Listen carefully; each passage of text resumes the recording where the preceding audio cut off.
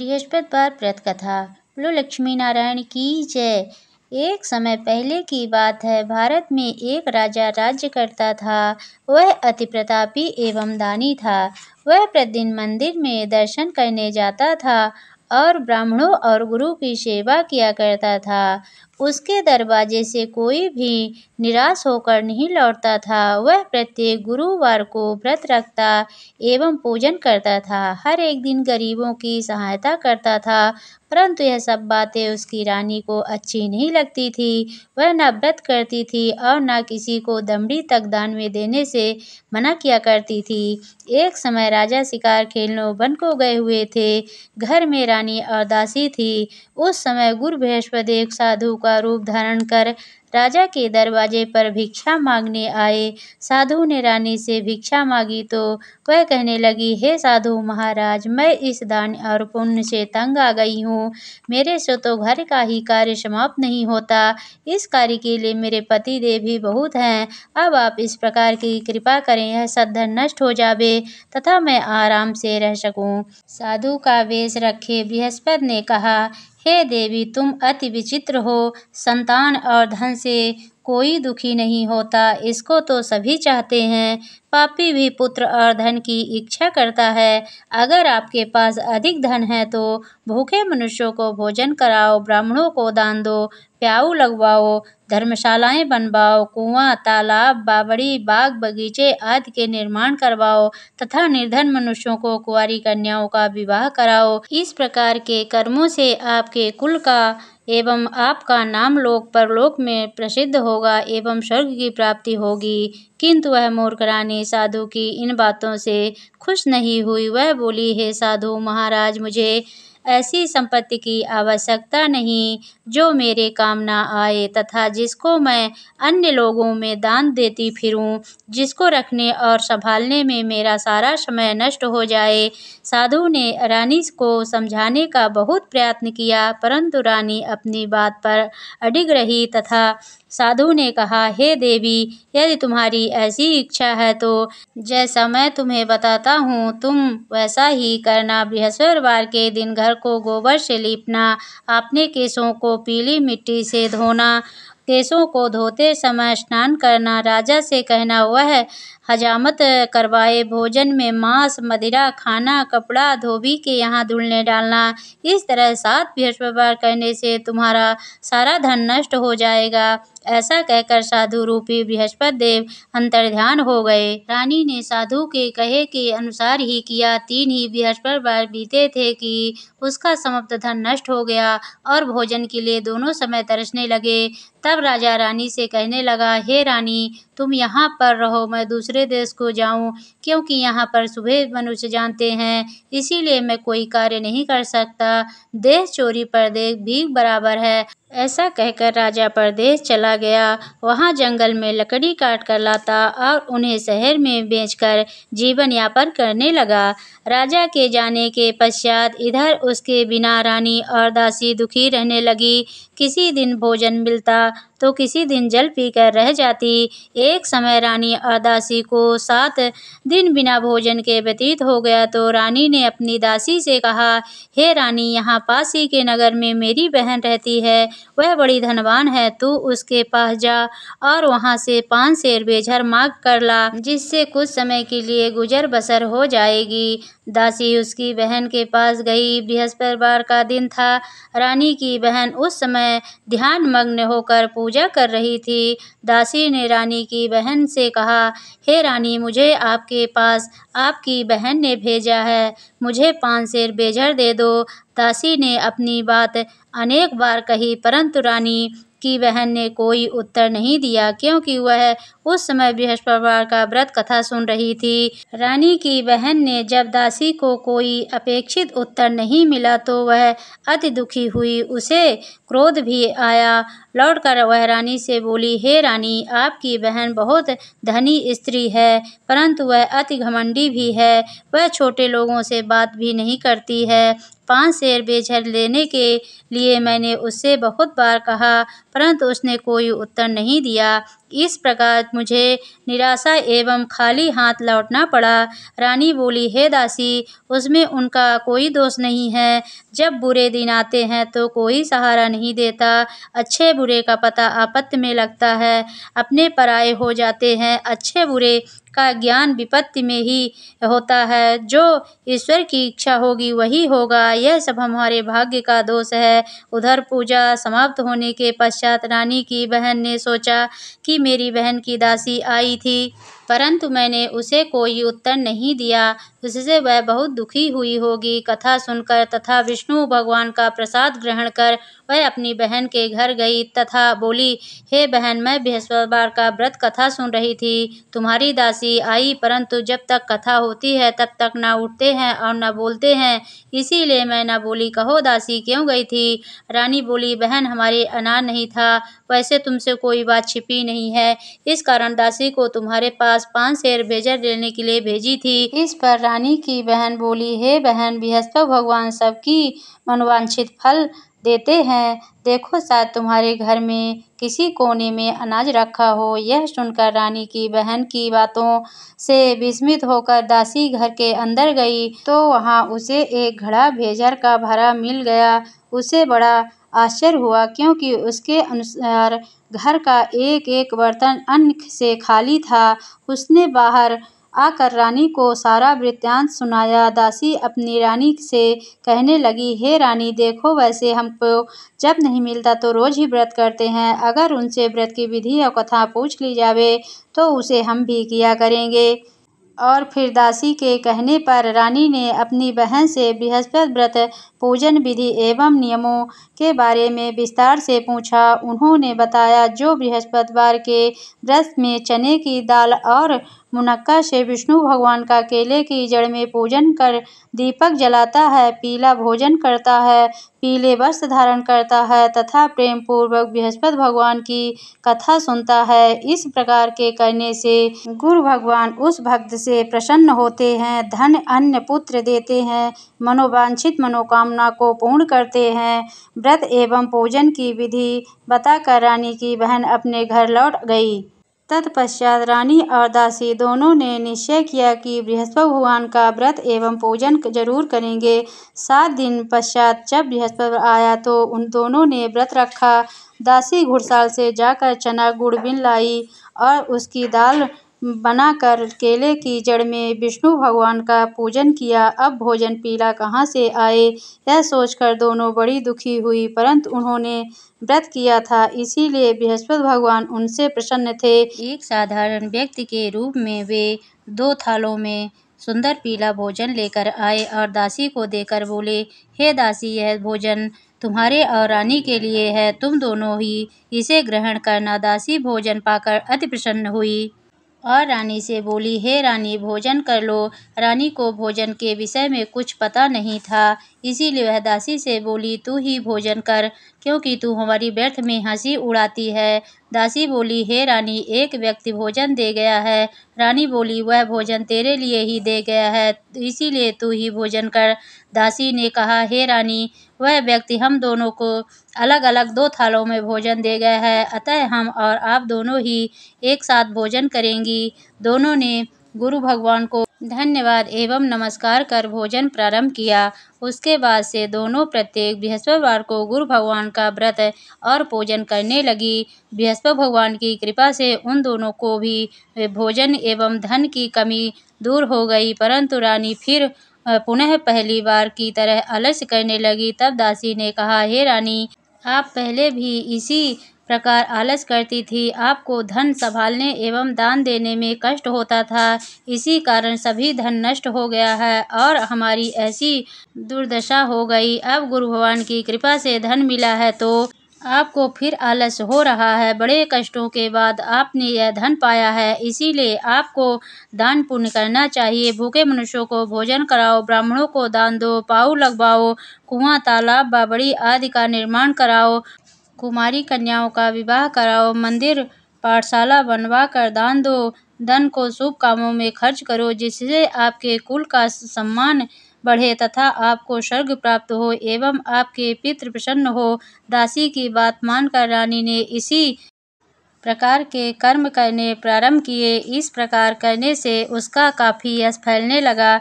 कुछ दिनों के बाद एक दिन रानी और दासी आपस में विचार करने लगी कि ना जाने राजा किस दशा में होंगे, उनकी कोई खोज खबर नहीं है। रानी राजा की कोई खबर न पाकर उदास रहने लगी। गुरु भगवान से उन्होंने प्रार्थना की और भगवान ने रात में राजा को स्वप्न में दर्शन देकर कहा, हे राजा उठ, तेरी रानी तुझको याद करती है, अब अपने देश को लौट जा। राजा प्रातःकाल उठा और सोचने लगा कि मैं किस प्रकार रानी के पास खाली हाथ जाऊंगा, मेरे पास तो कुछ भी नहीं है। स्त्री जाति खाने और पहनने की साथी होती है, पर वह प्रभु की आज्ञा मानकर वह अपने नगर को चलने को तैयार हुआ। परदेश में राजा वह बहुत दुखी रहने लगा। प्रतिदिन जंगल में से लकड़ी बांध कर लाता और शहर में बेचकर अपने दुखी जीवन को बड़ी कठिनता से व्यतीत करता था। एक दिन राजा दुखी हो कर अपने पुराने दिनों को याद करके रोने लगे। उस जंगल में से बृहस्पति देव एक साधु का रूप धारण करके आए और राजा के पास आकर बोले, हे लकड़हारे, तुम इस सुनसान जंगल में किस चिंता में बैठे हो, मुझको बतलाओ। यह सुन राजा के नेत्रों में जल भरा। साधु को वंदना कर बोले, हे प्रभु, आप तो सब कुछ जानने वाले हो। इतने का साधु को संपूर्ण कहानी बतला दी। तब साधु रूप में गुरु भगवान राजा से बोले, हे राजन, तुम्हारी पत्नी ने बृहस्पति देव के दिन बृहस्पति देव का अपमान किया था, जिसके कारण तुम्हारी यह दुर्दशा हुई। अब तुम किसी प्रकार की चिंता मत करो, भगवान तुम्हें पहले से अधिक धनवान प्रदान करेगा। तुम्हारी स्त्री ने भी बृहस्पति देव का व्रत प्रारंभ कर दिया है और तुम मेरा कहा मानकर बृहस्पतिवार का व्रत करके चने की दाल गुड़ के लोटे में डालकर केला का पूजन करो। फिर कथा सुनो, तुम्हारी भगवान सब कामनाओं को पूर्ण करेगा। साधु के वचन सुनकर राजा बोला, हे प्रभु, मुझे लकड़ी बेचकर इतना पैसा नहीं मिलता जिसने भोजन करने के उपरांत कुछ बचा सकूं। मैंने रात्रि में अपनी रानी को व्याकुल देखा है।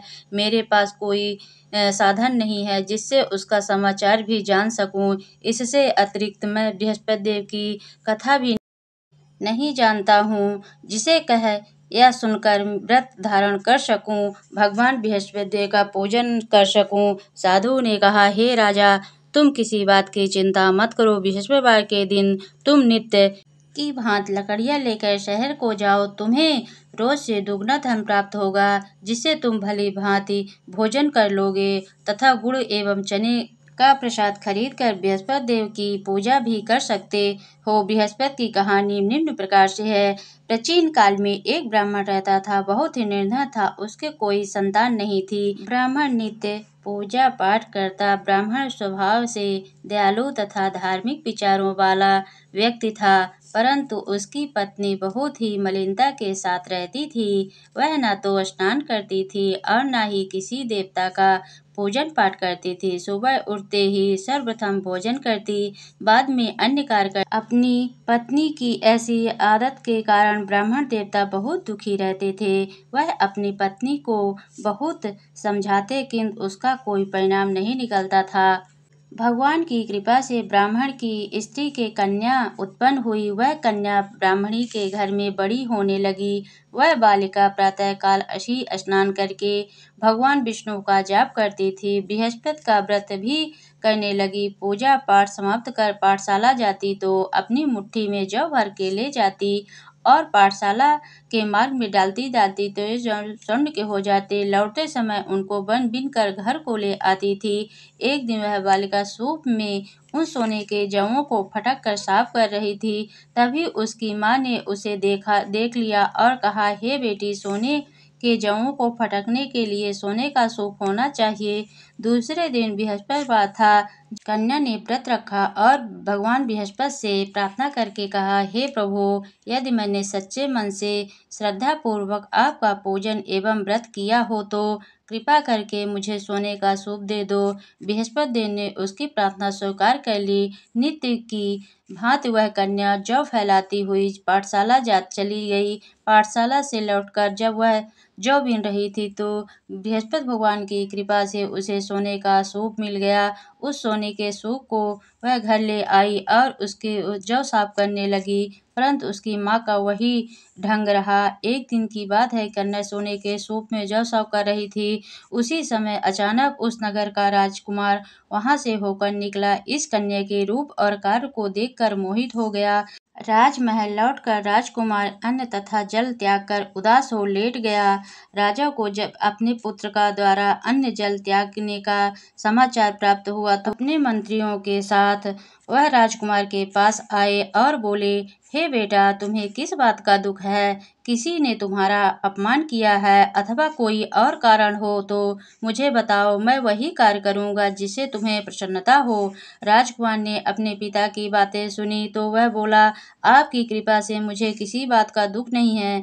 किसी ने मेरा अपमान भी नहीं किया है, परंतु मैं उस कन्या के साथ विवाह करना चाहता हूँ जो सोने के सूप में जौ साफ कर रही थी। यह सुनकर राजा आश्चर्य में पड़ गया और बोला, हे बेटा, इस तरह की कन्या का पता तुम ही लगाओ, मैं उसके साथ तेरा विवाह अवश्य करवा दूंगा। राजकुमार ने प्रसन्न होकर राजा को उस ब्राह्मण कन्या के घर का पता बतलाया। राजा के आदेश पर मंत्री उस कन्या के घर गया और राजा का आदेश ब्राह्मण को कह सुनाया।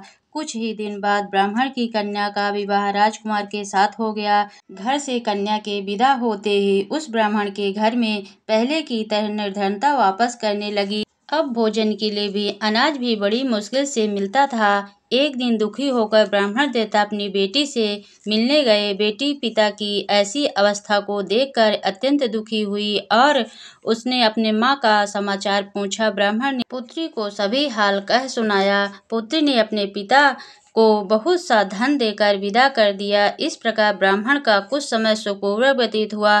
कुछ दिन बाद फिर वही हाल हो गया। ब्राह्मण फिर अपनी कन्या के यहाँ गया और सभी हाल बतलाया तो कन्या ने कहा, हे पिताजी, आप माताजी को यहाँ लिवा लाओ, जिससे गरीबी दूर हो जाएगी। तब ब्राह्मण देवता ने अपनी स्त्री को साथ लेकर पुत्री के घर पहुंचे तो पुत्री अपने माँ को समझाने लगी, हे माँ, प्रातःकाल उठकर प्रथम स्नान आदि करके विष्णु भगवान का जाप करो तो दरिद्रता दूर हो जाएगी। परंतु उसकी माँ ने उसकी एक ना मानी। वह सुबह उठकर सर्वप्रथम अपनी पुत्री के घर में बचा चूठन को खा रही थी। एक दिन उसकी पुत्री को बहुत गुस्सा आया। उसने उस रात एक कोठरी से सामान निकाल कर उसको उसमें बंद कर दिया। उसमें प्रातःकाल निकाला, स्नान आदि करा के पाठ करवाया तो उसकी माँ की बुद्धि ठीक हो गई। उसके बाद वह प्रतिदिन पूजा पाठ करती और प्रत्येक बृहस्पतिवार को व्रत भी रखने लगी।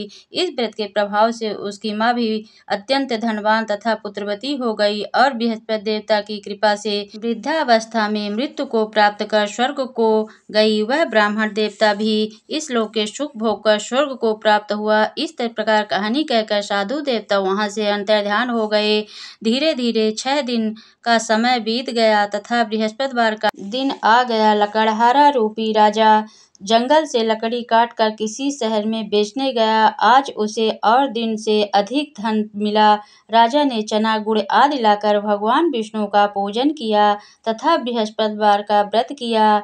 उस दिन से उसे सभी कष्ट दूर हो गए, परंतु अगले बृहस्पतिवार को व्रत करना भूल गया। इस कारण बृहस्पति भगवान उससे रुष्ट हो गए।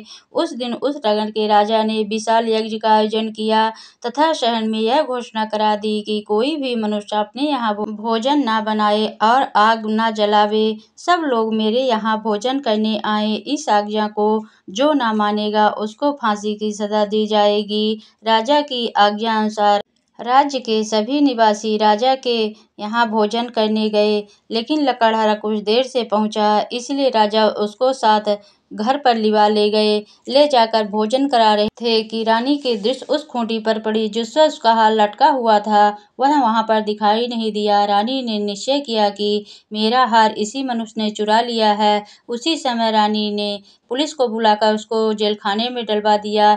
जब राजा जेल खाने में पड़ गया और बहुत दुखी होकर विचार करने लगा कि न जाने कौन से पूर्व जन्म के कर्म से मुझे यह दुख प्राप्त हुआ है। जेल में बंद लकड़हारा भगवान बृहस्पतिवार को याद करने लगा। तत्काल बृहस्पति देव साधु के रूप में प्रकट हो गए और उसकी दशा देखकर कहने लगे, अरे मूर्ख, तूने बृहस्पति देव की कथा नहीं करी है, इसीलिए तेरे लिए दुख प्राप्त हुआ है। अब तुम किसी प्रकार की चिंता मत कर। बृहस्पतिवार के दिन जेल खाने के दरवाजे पर तुझे 4 पैसे पड़े मिलेंगे। तुम उन पैसों के प्रसाद मंगवाना, भगवान बृहस्पति का पूजा एवं कथा कहना, का प्रसाद स्वयं भी ग्रहण करना तथा दूसरों को भी कराना। इस प्रकार करने से तुम्हारे कष्ट दूर हो जाएंगे। अगले बृहस्पतिवार राजा को जेलखाने के दरवाजे पर 4 पैसे पड़े मिले। राजा ने पूजा का सामान मंगवाकर कथा कही और प्रसाद बांटा। उसी रात बृहस्पति देव उस नगर के राजा को स्वप्न में दर्शन देकर कहा, हे राजा, तूने जिस आदमी को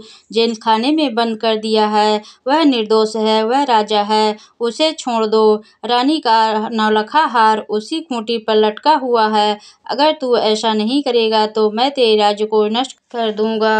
राजा सुबह उठा और खूंटी पर हार टंगा देखकर लकड़हारे को बुलाकर उसे क्षमा याचना की तथा राजा को योग सुंदर वस्त्र आभूषण देकर विदा किया।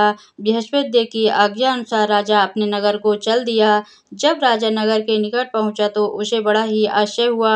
नगर में पहले से अधिक बाग, तालाब तथा बहुत से धर्मशालाएं, मंदिर आदि बन गए हैं। राजा ने पूछा कि यह सब किसका है? तब नगर के सब लोग कहने लगे, रानी और वादी के हैं। तो राजा को आश्चर्य हुआ और गुस्सा भी आया।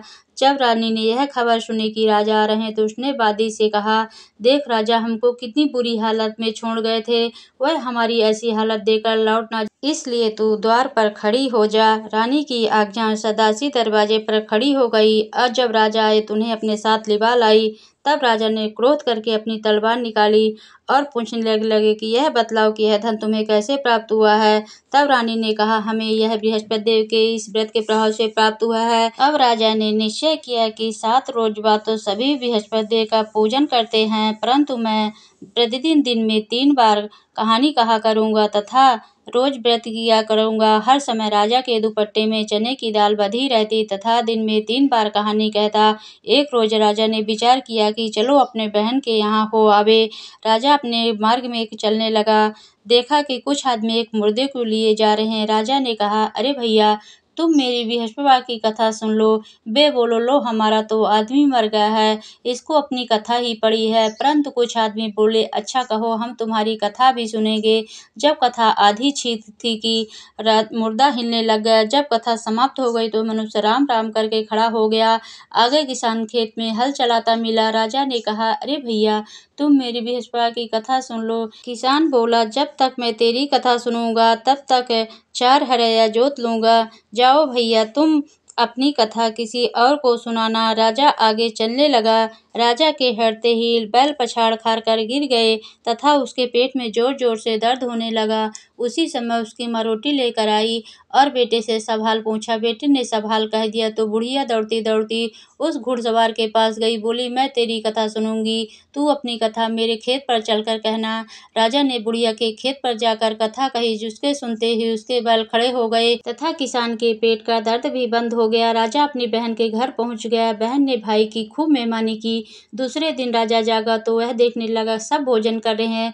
राजा ने अपनी बहन से कहा, बहन, ऐसा कोई मनुष्य है जिसने भोजन ना किया हो? मेरी बृहस्पतिवार की कथा सुन ले। बहन बोली, हे भैया, यह देश ऐसा है, पहले लोग यहाँ भोजन करते हैं, बाद में अन्य कार्य करते हैं। अगर कोई पड़ोस में है तो देखा हूँ। ऐसे कहकर देखने चली गई, परंतु उसे ऐसा कोई व्यक्ति नहीं मिला जिसने भोजन ना किया हो। अतः एक कुम्हार के घर गई जिसका लड़का बीमार था। उसे मालूम हुआ कि इनके यहाँ 3 रोज से किसी ने भोजन नहीं किया है।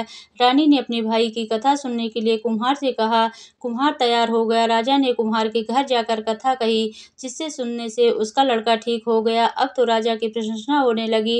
एक दिन राजा ने कहा, बहन, हम अपने घर जाएंगे, तुम भी तैयार हो जाओ। राजा की बहन ने सास से कहा। सास बोली, चली जा, परंतु लड़कों को मत ले जाना, क्योंकि तेरे भाई के यहाँ औलाद नहीं है।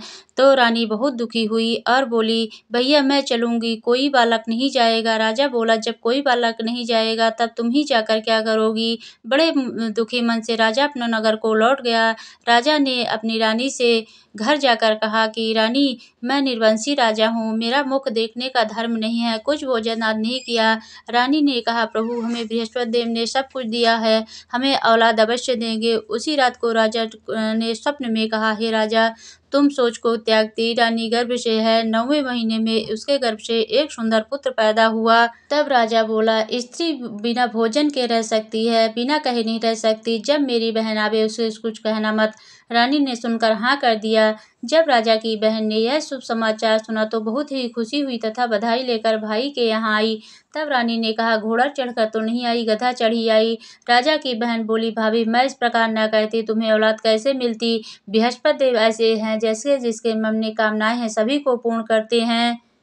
बृहस्पति देव उनकी सदैव रक्षा करते हैं। जो सद्भावना पूर्वक बृहस्पति देव का व्रत करता है एवं पूजन पाठ करता है उनकी सभी मनोकामनाएं पूर्ण होती है। जैसे सच्ची भावना से रानी और राजा ने इनकी कथा का गुणगान किया तो उनकी सभी इच्छाएं बृहस्पति देव ने पूर्ण की थी। इसीलिए सब कथा सुनने के बाद प्रसाद लेकर जाना चाहिए। हृदय से उनका ध्यान करते हुए बोलो विष्णु भगवान की जय, बोलो बृहस्पति देव की जय। ओम जय बृहस्पति देवा स्वामी, जय बृहस्पति देवा। चिन चिन भोग लगाऊं कदली फल मेवा। ओम जय बृहस्पति देवा, तुम पूर्ण परमात्मा, तुम्हें अंतर्यामी। जगत पिता जगदीश्वर, तुम सबके स्वामी। ओम जय बृहस्पति देवा, चरणामृत निज निर्मल, सब पातक हरिता। सकल मनोरथ दायक, कृपा करो भरता। ओम जय बृहस्पति देवा, तन मन धन अर्पण कर, जो जन शरण पड़े प्रभु, जो जन शरण हे प्रभु प्रगट तब वो करिया कर द्वार खड़े। ओम जय बृहस्पति देवा, दीन दयाल दयानिधि, भक्तन हितकारी। पाप दोष सब हरता, भव बंधन हारी। जय बृहस्पति देवा, सकल मनोरथ दाय, सभी संशय तारो। विषय विकार मिटाओ, संतन सुखकारी। ओम जय बृहस्पति देवा, बृहस्पति जी की आरती जो प्रेम सहित गावे। ज्येष्ठानंद बंद सो सो निश्चय पावे। ओम जय बृहस्पति देवा।